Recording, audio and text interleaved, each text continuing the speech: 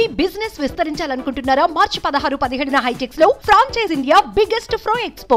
Jail అనగానే ఊచలుండి గాలి లేని చీకటి గదులు, పురుగుల అన్నం, చుట్టూ తుపాకులతో పోలీసులు, నిద్ర పట్టకుండా దోమలు, దుర్గంధం ఉంటాయని భావిస్తాం. నేరాలు చేసి జైలుకెళ్లిన ఖైదీలు ఎందుకురా ఈ నరకం అనుకునేలా చెరసాలలు ఉంటాయని అనుకుంటాం. మరి నిజంగా అలాగే ఉంటాయా అంటే లేదని చెప్పాలి.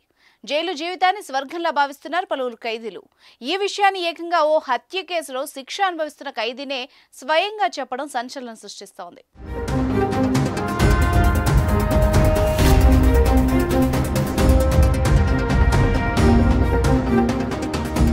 జైల్లో శిక్ష అనుభవిస్తున్న ఒక ఖైదీ లైవ్ వీడియో బయటకు రావడం కలకలం రేపుతోంది.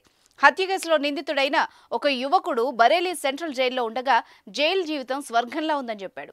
అది కూడా ఇన్స్టా లైవ్ ద్వారా ఈ విషయాన్ని వెల్లడించాడు. దీంతో ప్రజలంతా ఉలిక్కిపడ్డారు. జైలు జీవితం అనుభవిస్తున్న ఓ నేరగాడికి ఫోన్ ఎలా వచ్చింది, జైలు స్వర్గంలా ఉంది అనడం ఏంటని ఆశ్చర్యపోతున్నారు. ఈ వీడియో బయటకు రావడంతో పోలీసు అధికారులు అలర్ట్ అయ్యారు. ఉత్తరప్రదేశ్లోని బరేలీ సెంట్రల్ జైలు నుంచి ఈ వీడియో ప్రసారమైనట్టు గుర్తించారు. సోషల్ మీడియా ద్వారా ఆసిఫ్ అనే ఖైదీ స్ట్రీమింగ్ చేసినట్టు తెలిపారు. 2019లో రాకేష్ యాదవ్ అనే కాంట్రాక్టర్ను హత్య చేసిన కేసులో ఆసిఫ్ అనే వ్యక్తి శిక్ష అనుభవిస్తున్నాడు. ఈ క్రమంలోనే 2 నిమిషాల లైవ్ స్ట్రీమింగ్ వీడియోలో జైలు స్వర్గంలా ఉంది, ఇక్కడ జీవితాన్ని ఆస్వాదిస్తున్నాను, త్వరలోనే బయటకు వస్తా అంటూ సంతోషంగా చెప్పుకొచ్చాడు. దీంతో పోలీసు అధికారులపై తీవ్ర విమర్శలు వెల్లువెత్తుతుండగా జైల్లో శిక్ష అనుభవిస్తున్న ఖైదీ చేతికి ఫోన్ ఎలా వచ్చింది, సిబ్బందిలో ఎవరైనా అతనికి సహకరించారా అన్న కోణంలో విచారణ చేపట్టినట్టు తెలిపారు. ఈ వీడియో వైరల్ కావడంతో నిబంధనలకు విరుద్ధంగా జైలు అధికారులు ఆసిఫ్ కు ప్రత్యేక సదుపాయాలు కల్పిస్తున్నారంటూ రాకేష్ సోదరుడు జిల్లా మేజిస్ట్రేట్ కు ఫిర్యాదు చేశారు.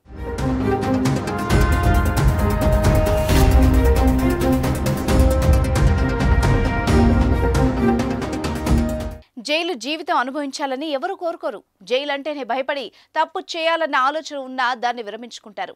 అలాంటిది ఓ హత్య కేసు నిందితుడు జైలు జీవితం స్వర్గంలా ఉందని చెప్పడం ఆందోళన వ్యక్తమవుతోంది. ఇలాంటి వీడియోల ద్వారా జైలు అంటే భయపడే రోజులు పోయి క్రైమ్ పెరిగే అవకాశం ఉందని పలువురు అభిప్రాయపడుతున్నారు. జైలు నుంచి విడుదలైన శిక్ష అనుభవిస్తున్న ఖైదీల్లో మార్పు రావాలి.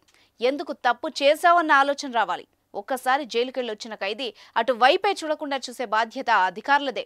అలాంటిది ఓ ఖైదీ మాత్రం భయం లేకుండా, అది కూడా జైల్లో ఫోన్ తీసుకుని వీడియో చేయడం సంచలనంగా మారింది. దీనిపై మీరేమంటారో కమెంట్ చేయండి.